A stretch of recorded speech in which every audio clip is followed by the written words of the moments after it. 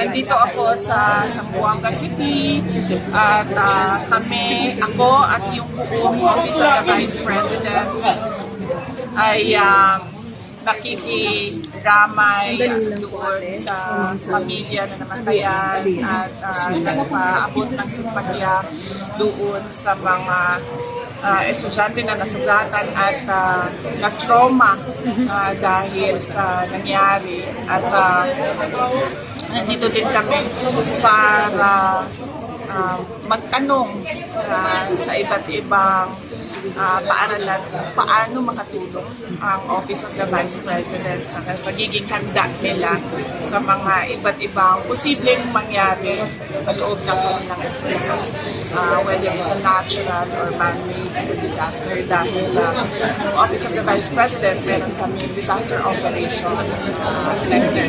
At yung mga ganyan na mga pangyayari tulad ng pamamaril ay kinukonsidera namin na isang trahedya, isang kalamidad, isang disaster.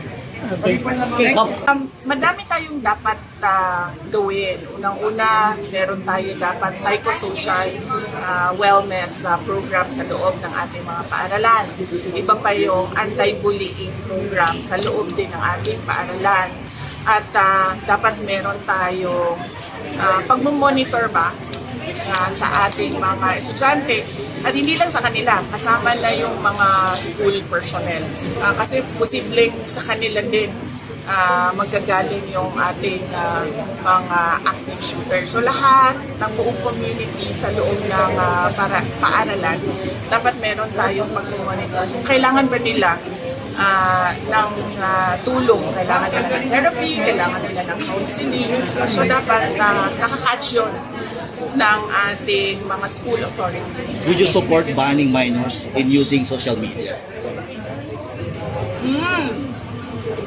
Ang pagbaban kasi dapat nandito sa side ng provider no? So kung gagawa tayo ng batas, dapat ipawal natin doon sa mga platforms na mag-register yung mga minors doon sa kanila.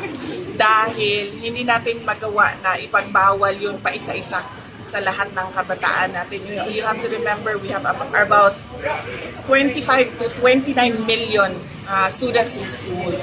So dapat kung pag-usapan natin o ipasa natin ang batas na ipagbawal ang minors sa social media, doon ang regulation ng government ay doon sa platform. Sabihin na natin, example lang, nag-uusapan natin ng Facebook, dapat yung Facebook mismo, hindi nila pinapapasok yung mga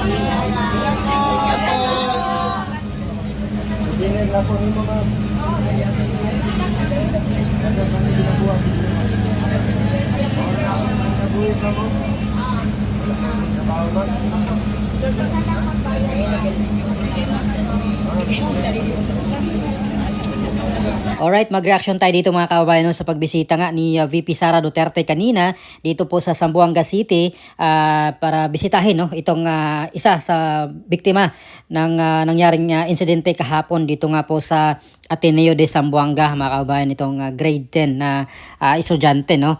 At dito ay nakikiramay si VP Sara sa pamilya at maging doon sa mga na-trauma, no? At mga nasugatan pa ng mga estudyante gawa nga po nung insidente kahapon. At at nag-o-offer sila no kung ano pa kaya or ano pa ang matutulong nila no, ano pa ang maitutulong ng Office of the Vice President dito sa mga school no, na para maiwasan yung ganitong klaseng incident mga kabayan, kasi hindi na po ito first time no.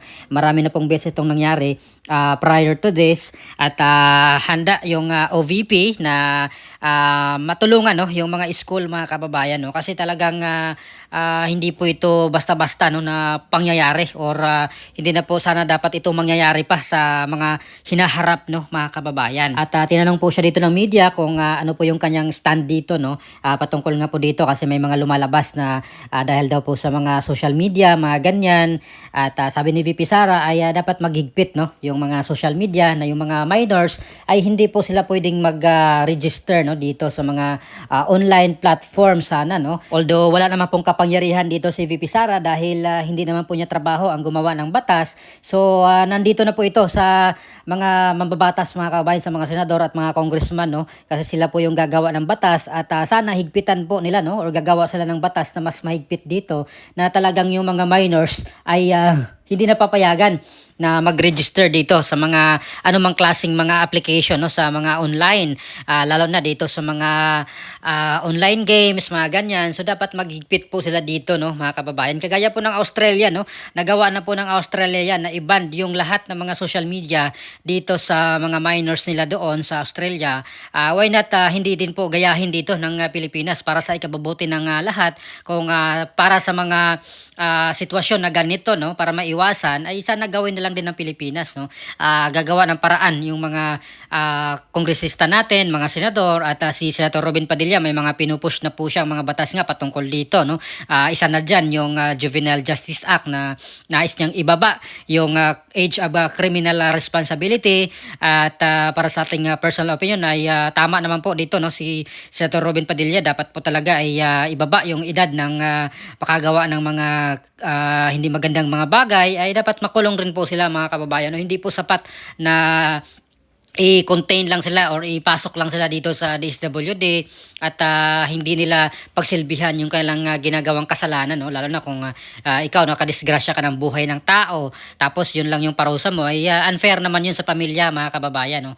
Dapat ay makulong itong mga minors no, dahil naabuso na po ang mga minors ngayon mga kababayan no, at alam na po nila na hindi po sila makukulong, kaya talagang yung iba dito ay intention na talaga nilang gumawa ng karahasan no, at ginagawa rin po silang ng mga sindikato, ginagamit po sila mga ganon. So dapat it's about time na po na talagang baguhin yung batas na iyan, dahil salot sa mga mga kawalipunan no, yung batas na iyan. Dapat ibaba yung edad para makulong itong mga batang gumawa ng hindi magandang mga bagay, lalo na yung mga malaking krimen no mga kababayan. At doon naman sa mga anti-Duterte no, na talagang binabash nila si VP Sara, na sinasabi nila na lamay queen daw no si VP Sara, kasi talagang pupunta yan doon sa mga lamay, lalo sa mga biktima no ng mga tulad nito doon sa Tacloban. Matandaan natin, bumisita po si VP Sara doon sa pamilya ng mga biktima, at dito ngayon sa Zamboanga City para makiramay doon sa mga pamilya. At hindi naman din ito first time na ginagawa ni VP Sara no. Noong pa man ay bumibisita talaga siya, lalo na pag mga biktima sa mga kalamidad,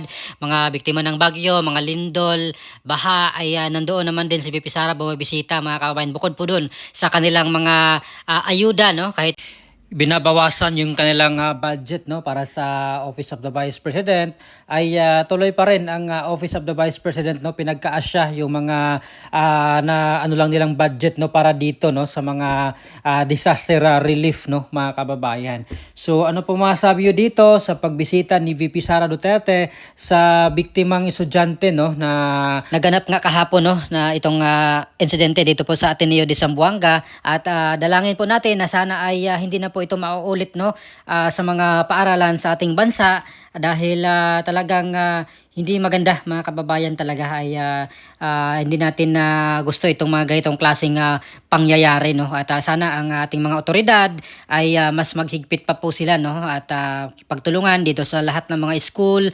Dapat may mga screening na talaga no, at dapat walang palya yan no, kailangan bantay sarado yung mga eskwelahan, at sa gate pa lang ay matrace na nila kung sino yung may mga dalang mga hindi magandang bagay mga ganon. cellphone, dapat makumpiska na doon pa mismo sa may gate ng mga kababayan. Sana maiwasan na po yung mga itong klaseng hindi magandang pangyayari ng mga kababayan. So please comment down below. Maraming salamat. God bless po sa ating lahat.